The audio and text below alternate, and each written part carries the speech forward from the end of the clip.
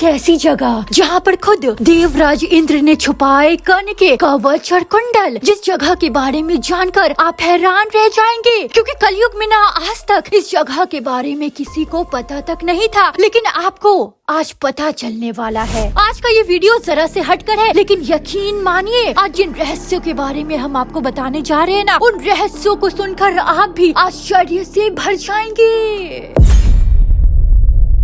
धर्म और अधर्म की लड़ाई महाभारत, जहाँ कुछ ऐसे शक्तिशाली योद्धा भी थे जो ना पांडवों को अकेले ही हराने का सामर्थ्य रखते थे, और उन्हीं महान योद्धाओं में से एक योद्धा थे सूर्यपुत्र कर्ण भी। लेकिन श्री कृष्ण की लीलाओं ने पांडवों को महाभारत का युद्ध हारने ही नहीं दिया। अपने साथ हुए अन्याय और दुर्योधन के साथ मित्रता के कारण कर्ण कौरवों की तरफ से युद्ध लड़ने पर मजबूर थे, लेकिन अधर्म की तरफ से लड़ने के बावजूद भी आज भी कर्ण को ना आदर भाव से ही देखा जाता है।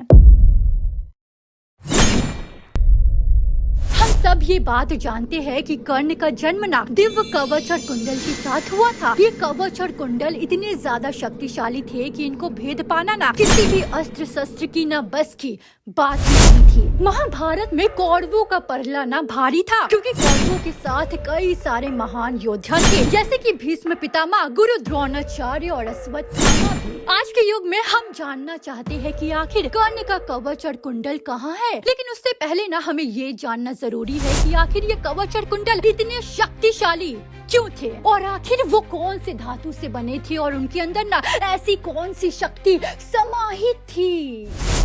तो वेद व्यास के महाभारत में इसका वर्णन मिलता है। आदि पर्व के 112वें अध्याय में एक कथा आती है, जिसके कारण हमें कर्ण के कवच और कुंडलों के साथ उनके जन्म लेने के निश्चित कारण को भी ना समझाया गया है। दरअसल इन पौराणिक कथाओं के अनुसार कर्ण के कवच और कुंडल अमृत से बने हुए हैं। कहा जाता है कि ये इतने शक्तिशाली थे ना कि स्वयं भगवान श्री कृष्ण के सुदर्शन चक्र और साथ ही भगवान शिव के त्रिशूल से भी ना नष्ट नहीं हो सकते थे। उदाहरण के तौर पर आपको बता दें कि जब समुद्र मंथन हुआ था ना, तब उस समय राहु ने अमृत का सेवन कर लिया था, जिसके बाद भगवान श्री कृष्ण ने उनके अंगों को अपने सुदर्शन चक्र से काटा, लेकिन वो ना 2 भागों में विभाजित हो गए। ऐसे में राहु मरा नहीं, बल्कि 2 भागों में विभाजित होकर राहु और केतु बन गए, और उन्हीं अमृत से निर्माण हुआ था कर्ण का ये कवच और कुंडल भी।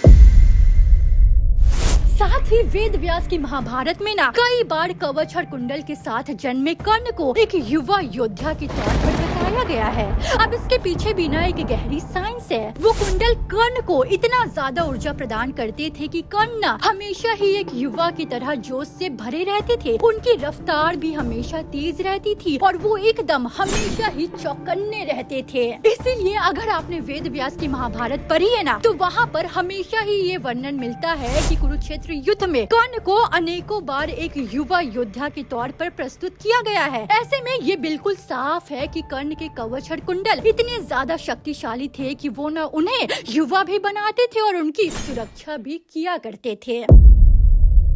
अब हम जानते हैं कि आखिर वर्तमान में वो कवच और कुंडल ना कहाँ पर रखा हुआ है। अब ये तो सभी जानते हैं कि युद्ध शुरू होने से पहले देवराज इंद्र ने एक ब्राह्मण का रूप धारण कर कर्ण से उनकी सूर्य पूजा के दौरान ना दान में उनका कवच और कुंडल मांग लिया था, और फिर जिसके बाद बदले में कर्ण को भी ना ब्राह्मण का रूप धारण किए हुए इंद्रदेव से एक अघोर अस्त्र की ना प्राप्ति भी हुई थी। और अब कवच और कुंडल कर्ण से ना दान में लेने के बाद इंद्रदेव उस कवच और कुंडल को लेकर वहाँ से निकल गए। कहा जाता है, और ये ना हमारे पुराणों में भी वर्णित है, यहाँ तक कि महाभारत ग्रंथ में भी लिखा हुआ है कि जब इंद्रदेव कवच और कुंडल लेकर अपनी रथ से स्वर्ग की तरफ प्रस्थान कर रहे थे ना, तो उसी समय वहाँ पर एक आकाशवाणी हुई, जिसमें इंद्रदेव को ना कहा गया कि आपने बहुत बड़ा पाप किया है, इसीलिए अब आप तब तक स्वर्ग में प्रवेश नहीं कर सकते जब तक आपके पास ना ये कवच और कुंडल है। ऐसे में इंद्रदेव ने उसे ओम पर्वत के तलहटी पर छुपा दिया, लेकिन उसके बाद अब चंद्रदेव ने उन्हें चुराने का प्रयास किया, और फिर जिसके बाद इंद्रदेव ने वापस उस कवच और कुंडल को लिया और सूर्य देव की सहायता से उन्हें कोणार्क में स्थित सूर्य मंदिर के अंदर छुपा दिया। कहते हैं कि सूर्य मंदिर की तलहटी यानी कि उसके नीचे ना एक ऐसी गुफा है जिसमें कर्ण के कवच और कुंडल मौजूद है और जहाँ पर कोई चाह कर भी ना पहुँच नहीं सकता। लेकिन आने वाले कलयुग के अंत में भगवान श्री कृष्ण के 10वें अवतार यानी कि कल्कि अवतार स्वयं इस कवच और कुंडल को प्राप्त कर उसे धारण कर दुष्टों का सर्वनाश कर